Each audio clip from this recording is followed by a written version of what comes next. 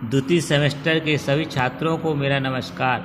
आज हम core paper वर्तमान भारतीय समाज एवं शिक्षा में जो आपके पिछले वीडियो में मुस्लिम काल की शिक्षा के बारे में पढ़ा रहे थे। पिछली वीडियो में हमने मुस्लिम काल की शिक्षा में सांसारिक ऐश्वर्य की प्राप्ति के बारे में बताया था। आज हम आपको मुस्लिम काल की शिक्षा में बिस्मिल्लाह रस्म कैसे होती थी उसके बारे में बताएंगे। मुस्लिम शिक्षा का प्रारंभ बिस्मिल्लाह रस्म से होता था। जब बालक की आयु 4 वर्ष 4 माह व 4 दिन की हो जाने पर उसे नए कपड़े पहनाकर मौलवी साहब के पास ले जाया जाता था और उसे कुरान की कुछ आमतों का उच्चारण करना होता था। बच्चों, नेक्स्ट हेडिंग आती है शिक्षा संस्थाएं, यानी मुस्लिम काल में शिक्षा संस्थाएं कैसे होती थी इसमें समझाया गया है। मुस्लिम काल में बालकों को प्रारंभिक शिक्षा दी जाने वाली संस्था को मकतब कहा जाता है। यानी मुस्लिम काल में जो प्रारंभ से जो बालकों में शिक्षा दी जाती थी उन संस्थानों को मकतब कहा जाता था। इस चीज़ को आप लोग याद रखेंगे, ये परीक्षाओं में ऑब्जेक्टिव क्वेश्चन भी पूछा गया काफ़ी बार।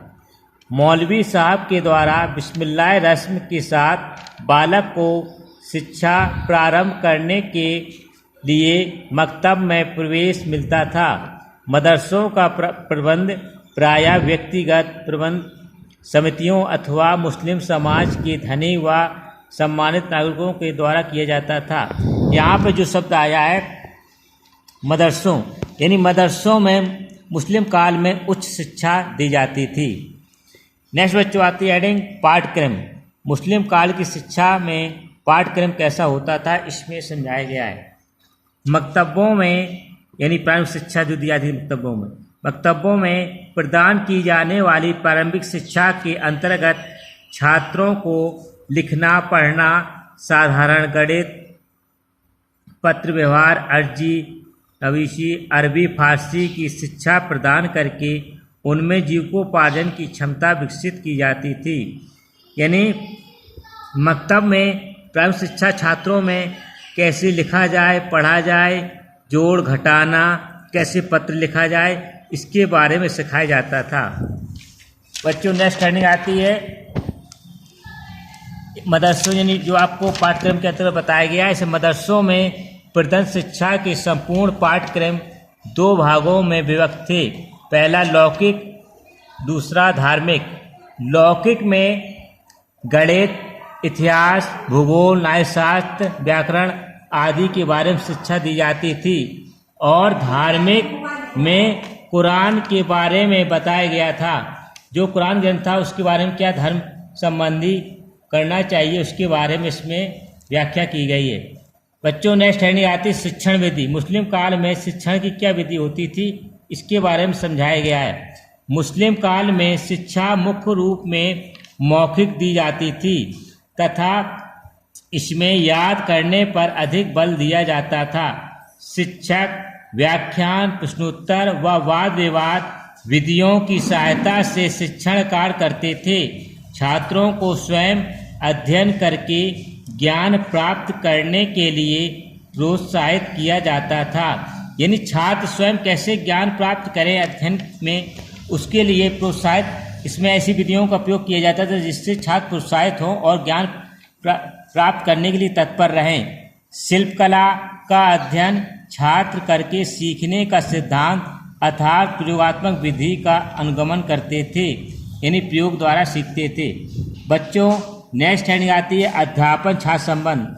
यानी जैसा कि आपको वैदिक काल और बौद्ध काल में अध्यापक छात्र संबंध के बारे में बताया जा चुका है, लेकिन आज हम मुस्लिम काल की शिक्षा में अध्यापक और छात्र के संबंध के बारे में चर्चा करेंगे। वैदिक तथा बौद्धिक काल में अध्यापक तथा छात्रों का संबंध बहुत मधुर एवं घनिष्ठ होते थे। उसी तरह मुस्लिम काल में भी अध्यापक तथा छात्रों का संबंध घनिष्ठ होते थे। शिक्षकों में ज्ञान तथा पराकाष्ठा अत्यंत उच्च कोटि की होती थी तथा उनको समाज में स्थान अत्यंत सम्मानित होता था। नेक्स्ट हेडिंग आती है बच्चों परीक्षा प्रणाली यानी मुस्लिम काल की शिक्षा में परीक्षा प्रणाली कैसे होती थी इसके बारे में बताया गया। मुस्लिम काल के शिक्षा के समय तक किसी भी प्रकार की औपचारिक शिक्षा प्रणाली विकसित नहीं हो पाई थी, अतः मुस्लिम कालीन शिक्षा का समाप्ति पर औपचारिक परीक्षा लेने का कोई प्रावधान नहीं था।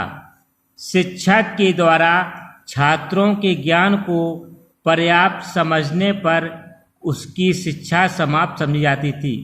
यानी जब शिक्षक समझ लेता था कि छात्र को जितना ज्ञान होना चाहिए उतना हो चुका है, तो वहीं पर उसकी शिक्षा कंप्लीट समझ यानी पर्याप्त मान ली जाती थी। साहित्य के छात्रों को वगमिल, धार्मिक शिक्षा के छात्रों को आलिम तथा तर्क व दर्शन के छात्रों को फाजिल की उपाधि दी जाती थी। यानी मुस्लिम काल में जो भी साहित्य के क्षेत्र होते थे उनको वगमिल की उपाधि, और धार्मिक शिक्षा के जो छात्र होते थे उनको आलिम की उपाधि, और तर्क दर्शन में जो भी करते थे छात्र कोर्स उन्हें फाजिल की उपाधि प्रदान की जाती थी। नेक्स्ट वीडियो में फिर से मिलेंगे, तब तक के लिए नमस्कार।